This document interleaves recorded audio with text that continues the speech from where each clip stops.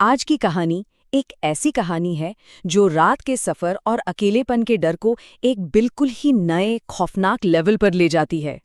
ये एक भूतहा ट्रेन की कहानी है। एक ऐसा सफर जो शायद आपको अंदर तक दहला दे।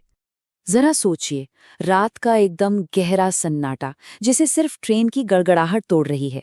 एक सुनसान इलाका जहां दूर दूर तक कोई और नहीं। बस इसी तरह की एक रात में एक सफर शुरू होता है जो बहुत जल्द एक भयानक अनुभव में बदलने वाला था। तो कहानी के पहले हिस्से में हम महसूस करेंगे डर की पहली आहट को। और ये सिर्फ अंधेरे का डर नहीं है। नहीं, ये डर पैदा हुआ है हाल में हुई कुछ घटनाओं और एक बहुत ही बुरे अतीत की परछाई से। कहानी की जो हीरोइन है, एक प्रोफेशनल वुमन, देर रात स्टेशन पर अकेली खड़ी है।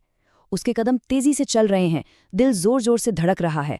उसे बस किसी भी तरह घर जाने वाली आखिरी ट्रेन पकड़नी है, क्योंकि अगर ये ट्रेन छूट गई तो सोचिए, सुबह तक इसी सुनसान स्टेशन पर अकेले ही रात काटनी होगी। और उसका ये डर बेवजह बिल्कुल नहीं है। पिछले सिर्फ 1 महीने में शहर में चार ऐसी ही वारदातें हो चुकी हैं। 4 वर्किंग विमेन बिल्कुल ऐसे ही हालात में भयानक हादसों का शिकार बनी। अब ये बात उसके डर को और भी ज्यादा बढ़ा रही है। पर उसके डर की एक और बहुत पर्सनल वजह भी है। कुछ टाइम पहले उसने अपनी आंखों से एक औरत पर हमला होते देखा था ट्रेन के अंदर, और बाकी पैसेंजर्स की तरह वो भी चुप रही, डर के मारे एक शब्द नहीं बोल पाई। और फिर उन हमलावरों ने उस औरत को चलती ट्रेन से नीचे फेंक दिया। वो खामोशी, वो बेबसी आज भी उसे अंदर ही अंदर खाए जा रही है। हाफते भागते वो जैसे तैसे ट्रेन में चढ़ तो जाती है, पर अंदर का जो सीन है वो उसकी चिंता को कम नहीं बल्कि और बढ़ा देता है।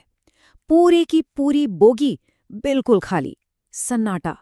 जैसे ही दरवाजे और खिड़कियां बंद होते हैं ना, ये खालीपन उसे राहत नहीं बल्कि एक जाल जैसा महसूस होने लगता है। तभी उसकी नज़र सीट के नीचे पड़े एक पुराने से अखबार पर पड़ती है, और उसकी हेडलाइन, वो हेडलाइन उसके सबसे बुरे डर को सच साबित कर रही थी। अखबार में जो तस्वीर छपी थी उसे देखकर तो वो बिल्कुल सन्न रह गई। ये जैसे एक और वार्निंग थी जिसे वो अब नज़रअंदाज कर ही नहीं सकती थी। तो अब कहानी उस मोड़ पर आ जाती है जहां उसका जो अंदर का डर था वो अब बाहर की हकीकत बनने लगता है। इस खाली बोगी में दहशत का माहौल अब और भी ज्यादा गहरा होने वाला था।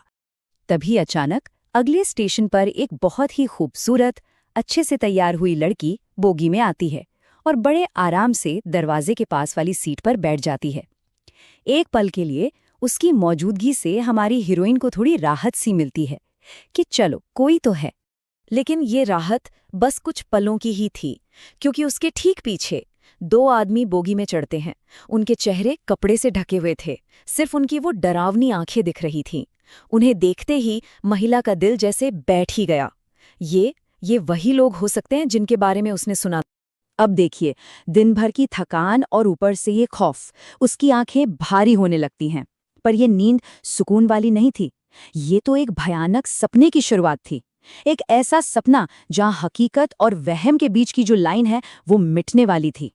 वो नींद और जागने के बीच की एक अजीब सी हालत में चली जाती है।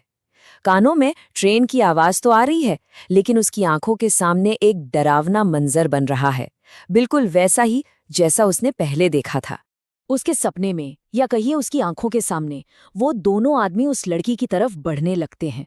लड़की मदद के लिए चीखती है, चिल्लाती है, पर कोई आगे नहीं आता। वो लोग उसके बाल पकड़ते हैं, उसे घसीटते हुए ले जाते हैं और फिर दरवाजे से बाहर फेंक देते हैं। एक दर्द भरी चीख हवा में गूंजती है और फिर खामोशी।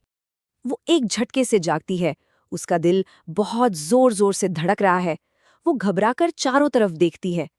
वो दोनों आदमी गायब थे और दरवाजे के पास वाली सीट वो भी खाली थी। वो लड़की भी वहां नहीं थी। तो क्या ये सब सच में हुआ था या ये सिर्फ एक सपना था? और अब कहानी का आखिरी और सबसे हैरान कर देने वाला हिस्सा। जब डर अपनी सारी हदें पार कर जाता है तब शायद इंसाफ का एक अनदेखा साया सामने आता है। वो महिला अभी इस शौक से बाहर निकली भी नहीं थी कि वो दोनों आदमी फिर से बोगी में देखते हैं। लेकिन इस बार कुछ बहुत अजीब था। वो एक दूसरे पर ही किसी जंगली जानवर की तरह हमला कर रहे थे, एक दूसरे के खून के प्यासे हो गए थे। समझ नहीं आ रहा था कि हो क्या रहा है। और तभी वो खूबसूरत लड़की फिर से सामने आती है, लेकिन इस बार उसके चेहरे पर डर नहीं बल्कि एक अजीब सी ठंडी सी शांति थी। वो उन दोनों को लड़ते हुए देखती है और फिर एक एक करके उसी बेरहमी से उन्हें चलती ट्रेन से बाहर फेंक देती है। महिला की नज़र एक बार फिर उस पुराने अखबार पे जाती है। वो अखबार में छपी मरने वाली औरत की तस्वीर को देखती है और फिर इंसाफ करने वाली उस लड़की को। और तब उसकी समझ में आता है, अरे ये दोनों तो एक ही हैं। ये उस लड़की की आत्मा थी जो अपना बदला लेने के लिए वापस आई थी। अगले स्टेशन पे जब ट्रेन रुकती है तो पुलिस आती है और बोगी का हाल देखकर वो उस महिला को ही हमलावर समझ लेती है। लेकिन इससे पहले कि पुलिस उसे पकड़ती, उस लड़की की रूह एक आखिरी बार सामने आती है और बिना कुछ बोले ही पुलिस को सच्चाई का एहसास करा देती है। उस रात उस भटकती हुई रूह को आखिरकार वो इंसाफ मिल ही गया जिसके लिए वो तड़प रही थी, और उसके साथ ही हमारी कहानी की हीरोइन को भी अपनी उस पुरानी खामोशी के बोझ से आज़ादी मिल गई। तो ये कहानी हमें एक बहुत गहरे सवाल के साथ छोड़ जाती है कि जब अन्याय के खिलाफ इंसान अपनी आवाज़ बंद कर लेते हैं तो क्या रूहों को इंसाफ के लिए खुद बोलना पड़ता है?